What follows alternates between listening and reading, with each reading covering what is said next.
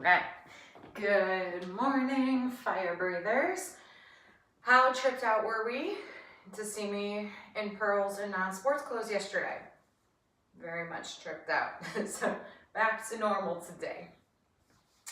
So, and probably going to be a longer video. Make up for the fact that I haven't been doing these for the past couple days.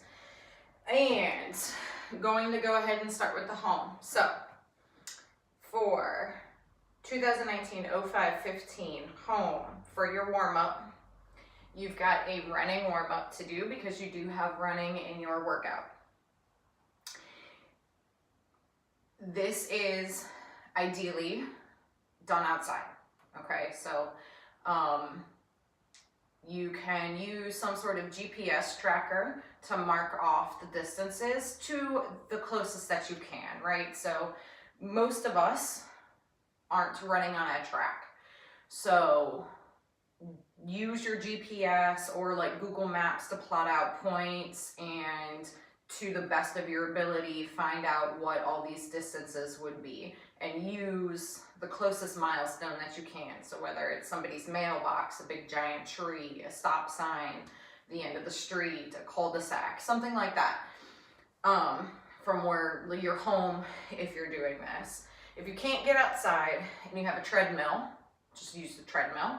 That works perfectly fine too. If you have a different piece of cardio equipment that's not an elliptical, so a rower or even an air bike of some sort, I can give you compatible distances to sub in for the running. But first and foremost, we want to be able to physically move our body through space, so running is preferred. All right, so for your warm up, your movements, you've got low lunge and twist. So that's going to look like a big step forward, drop that back knee. Even though that back knee is dropping, you want a nice long drop, so you're stretching through that hip. And then with your front leg, you want to be driving that knee out to the side and digging into the hip. And for your twist, you can switch it up and depends on what you need. So you can either drop that front elbow inside and get to the ground. You'll feel a stretch through your lower back. Or you can drop that outside hand and twist up, crack your back, turn and twist that way if you need to. Do a combination of both. Whatever you got to do to wake up that spine, move through those hips. Then switch legs and continue. Inchworms. I actually did a video on Instagram yesterday showing inchworms for the gym warm-up. So home, yours looks exactly the same as well. Starting standing, legs about hip width apart. You want to drop down, touch those toes. Walk your hands out to a plank. Hold for just a second. Drop it down to the ground. Hips stay on the ground. You're going to press your chest up. Squeeze your glutes, open those hips, push your hips up and back, come into down dog, stretch, and then you're going to walk your feet forward and then continue, or if you don't have space, you can walk your hands back to your feet and then come back up to standing. That's one rep. For your inchworms, it is an active stretch, so you want to hold each position for a couple seconds, but you don't want to stay there too long. We're moving our bodies through these stretches and getting warm and warming up those joints. Open and close the gate. So hips square, and again, as always, you want to try not to let your hips tip open as you do this. Whatever leg you want to start on, knee up front, out to the side, drop. Keeping that knee open and out, you're then going to lift it up, close, and down. Again, you can kind of travel with it as you need to, or just stay in one place, however much space you have. And then you have a jog, just slow. Jog, run, and sprint is relative to you. Excuse me. So you do the jog, then you go through the warm-up again. Inchworm, lunge and twist, open and close the gate. Then you're gonna run again, a little bit faster. Then you're gonna go through the warm-up one more time, and then you're gonna sprint. The idea of a sprint for this is that you are moving faster than what you're going to be doing for the workout. So then in your workout, you've got a 400-meter run, which remember is a quarter of a mile. And then hand release push-ups. For your hand release push-ups, you are starting in your plank, chest the deck, lower yourself down, hands come up off the ground. Doesn't need to be like this, but just so that you can see, hopefully. Maybe you can't see me. Hands up, back down to the ground, push yourself up. You are most likely going to end up worming these, so up. At the top of your push-up, even if you worm, I want you to come to a good plank position, nice and tight. And then it says each walking lunges. I don't know why I worded it that way. That's very strange of me. But, so you've got 10 on one side and 10 on the other side, so 20 total. You could do 20 total walking, or if you want to do 5 on one leg, and then do 5 on the other leg, and then 5 on 5, that's fine. I think that may have been why I did that, just to give you that option if you want to do them a little bit differently. So, home, have fun, enjoy your workout. You guys have been doing great.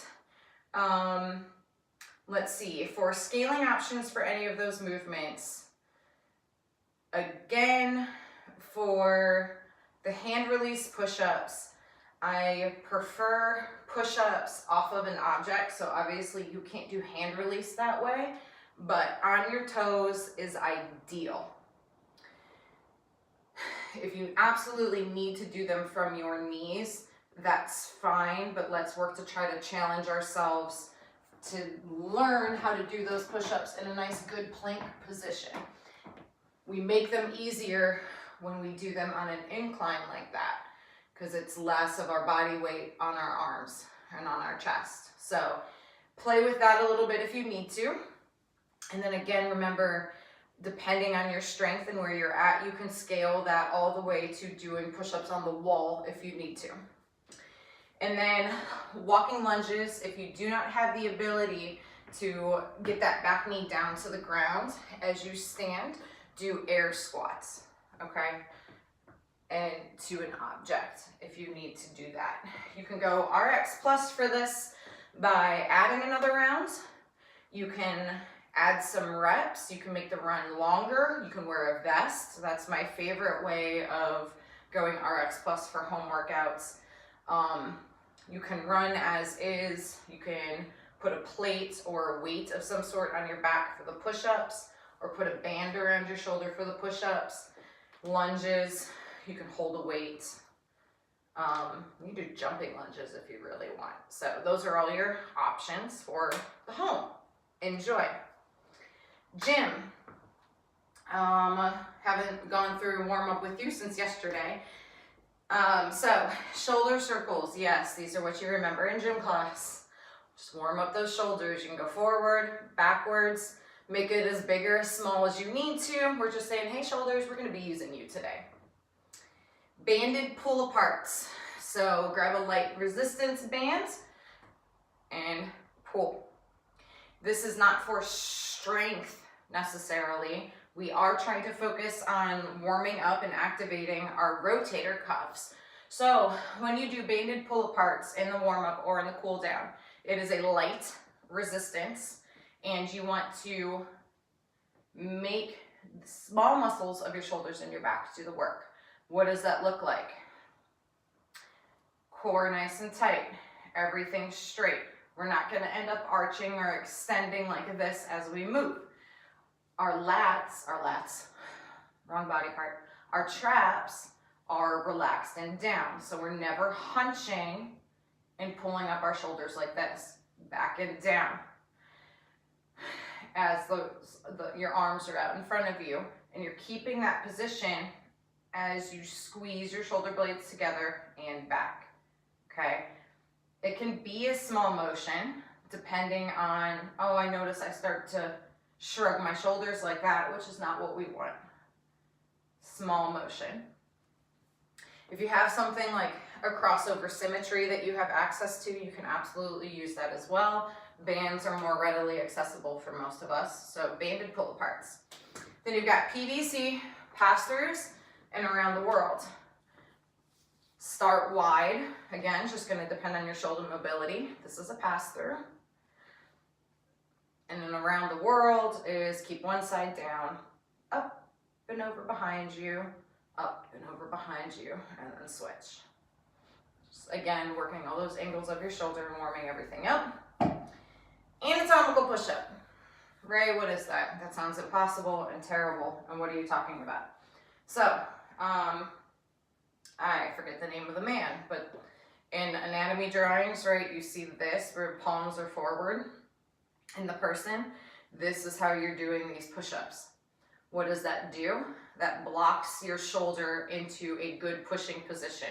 So, you've been watching my videos, you've seen me talk about how for any push-up that you do, your ideal pushing position is with your hands underneath your shoulders, shoulder blades back and down, and those elbows are staying tucked and in as you push.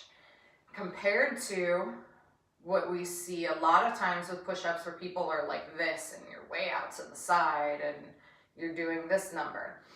No, nothing inherently bad or wrong with that, but what happens is when we pull our shoulders and our hands out this wide and push, it's not the most stable position for our shoulders, which is why we get shoulder pain when we do push-ups or bench press. So if you bench real wide without locking in your shoulders and having that strength, that's where we get that shoulder pain. So an anatomical push-up blocks your shoulders from flinging and winging and chicken winging out. So your hands are like this as you go down into your push-up and push back up. Okay? Try them. See if you can do it. If your forearms are tight, you will feel it. So, and then it says 5 reps X. You're going to do 5 reps of your push jerk. That is your strength for the day. So you can do it with an empty barbell. That's perfectly fine. Just remember, even Olympic lifters use an empty barbell before they start lifting, just to prime your body. Again, tell it this is what we're doing. Drive home good habits. So hands shoulder width apart, feet in your pushing position. So underneath your hips, we're not too wide, we're not too narrow. Core nice and tight. You're gonna dip drive, catch in your mini squat position with your arms locked out, and then come to standing, looks like this. Back down. If you want to competitor string them, if it's light, that's perfectly fine. That's where your receiving position of coming from overhead back to your shoulder is also your dip. So it would look like this.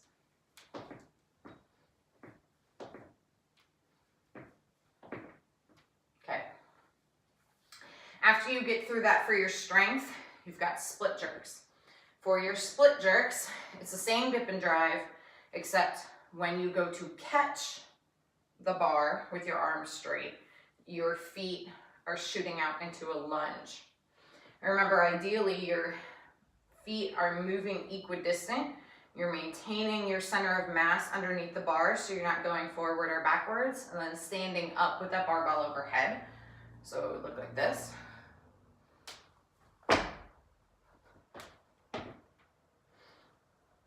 Think of it as a pull under the bar.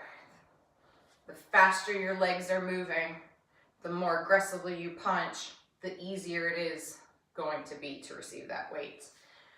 Reset as you catch, readjust your feet, and go again, okay? All right, and then for your Metcon, Fantabulous. Please note the weight, the reps, and the pull-up variation. So, oh, and the distance you're running. You got running, thrusters, and bar work.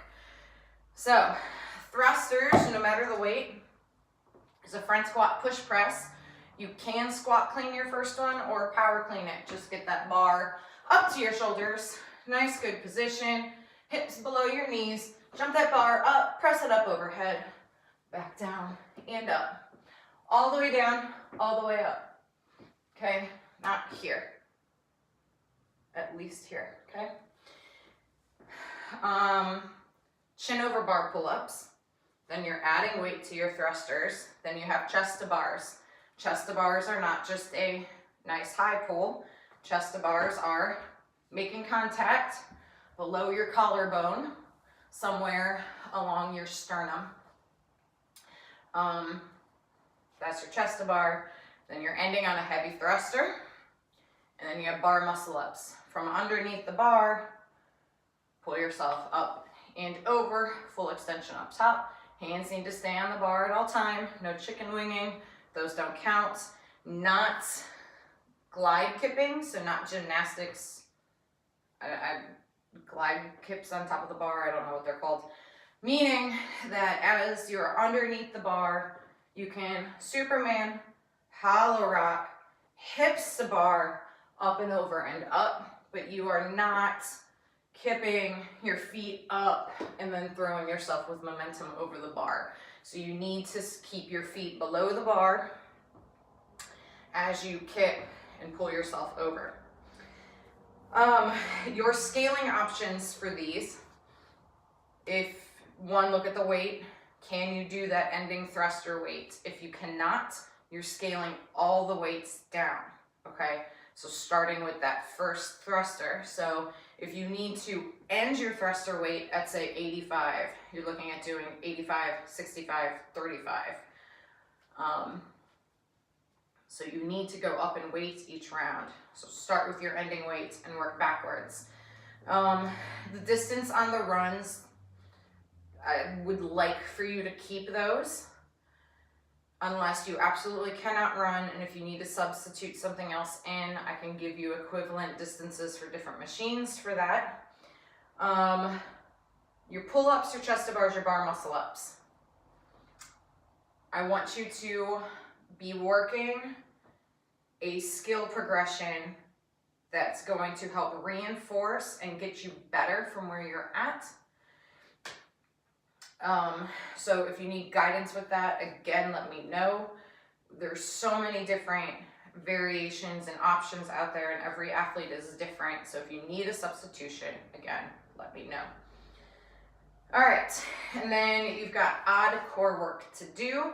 3 times for quality, so it's not for time. Get it done just to get it done. You've got GHD sit-ups, the sled push, which is your score, and then a Dball carry. So those are the big round D-balls. There's a couple different types out there. I know Rogue makes like a sand one, and then there's the other one that's like tire tracked, but that would work as well too. So you're gonna pick it up, hold it, carry it. And then you've got a 2-minute hold with that D-ball. So if you can, do your carry and then hold for that 2 minutes, that's fine. If you can't get through the 2 minutes unbroken, that's fine too. You're just getting through 2 total minutes. And for your cool down, again, we're focusing on our shoulders. So you're back to those banded pull aparts. Then you've got banded bully. If you need to Google K-Star mobility WOD for videos on how to do that. And it's basically like how you would think a bully is grabbing your arm and trying to take your lunch money, where you're doing this with a band on the rig, pulling your shoulder kind of up, and you're stretching that shoulder out. Banded pass-throughs, banded around the world. So those are different from the PVC only because you can kind of like pull and manipulate your shoulders a little bit more as you do your pass-throughs. Should just feel like a different kind of good stretch. And then 2 minutes, thread the needle. Your thread the needle pose is kind of hard to feel in the correct spot. Again, depends on your mobility, how tight you are, how your joints are feeling, how your muscles are feeling, and how well you can kind of manipulate your angles. Ideally, you are feeling it between your shoulder blades, stretching your shoulder blades. And again, you just might have to wiggle around with it until you feel it. Get down on your knees. One hand is going to go down on the ground. The other hand, palm facing up. You're going to, where is this? Just above your belly button level. Scoop that hand under. You're stacking that shoulder on the ground, stretching that hand forward, using this hand to push your top shoulder back. Your front hip is driving down into the ground, and you're holding. Should feel good. All right, guys. Thanks for watching. Thanks for listening. Hope you're getting excited for the special that I have coming in June. I'm excited. And any questions, comments, concerns, hit me up. Let me know. jakarsfit@gmail.com. I'm on Instagram. You can always DM me. That's not like DM me, but like send me a message. I love answering questions. Love helping people out. Check out the website if you haven't recently. Let's see. Also on Facebook. Haven't used my Twitter still. Yeah, so like, comment, share, subscribe, thumbs up, double tap, and